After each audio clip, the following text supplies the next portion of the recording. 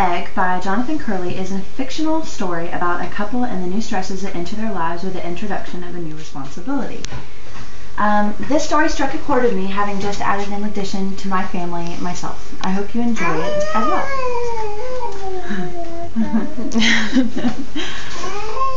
When Myrna first laid eyes on the egg, we were both really excited. It was the color of butter with freckles just like her freckles.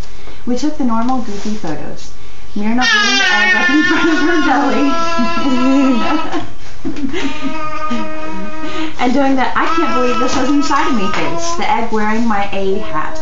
We felt really warm and proud. Plus, it was way smoother and more beautiful than we'd ever imagined. Those first couple of nights, we'd lie in bed cuddling it between us and go back and forth between looking at each other and looking at the egg. But then things started to get complicated. There were a million decisions to make, and what you decided was supposed to be some big sign of what kind of person you were.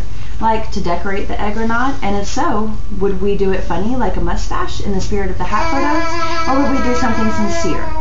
We went back and forth and got on each other's nerves. We finally landed on having our friends write messages, like you do on a cast.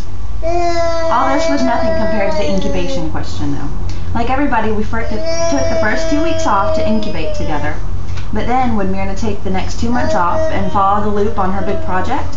Or would she take the egg to work with her and freak out about the car ride? Would we each do half the incubating and worry about swap-out syndrome from our different body temperatures?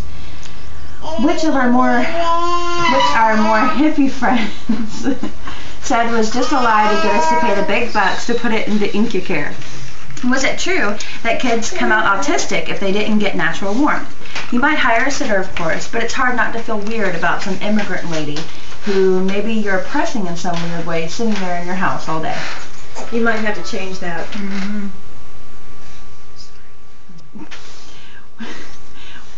We started out talking calmly and lovingly about the incubation thing, but as the 2 weeks went by, we started to kind of joke bitter about it, and pretty soon it was just real bickering.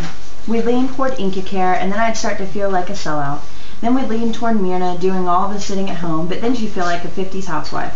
Finally, we decided she would take it to work. But she said her co-workers were smirking at her and that the IncuChair made her legs look ugly.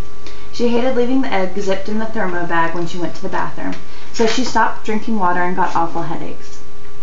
In retrospect, I should have been better about it, but somehow the whole debate about what to do had left me feeling brittle and exhausted, and so my sympathy sounded fake and my encouragement sounded patronizing. Then yesterday, I got a text from Myrna that just says, "Come home now," and I zipped home from the office. When I get there, the egg's in the front hall in the thermo bag, and a note from Myrna that just says, "Sorry." I called her and called her and called her, but got no answer. So for days I've just been sitting here with the egg. I haven't called work, I just didn't go in. I haven't called my family or anybody. I just sit here and stare between my legs at the egg and try not to think about swap-out syndrome or the cracks or the way Myrna looked at me when we first held the egg together. That is called The Egg by Jonathan Curley. I apologize for my little egg making noises in the middle of my reading, but I hope you enjoyed hearing it.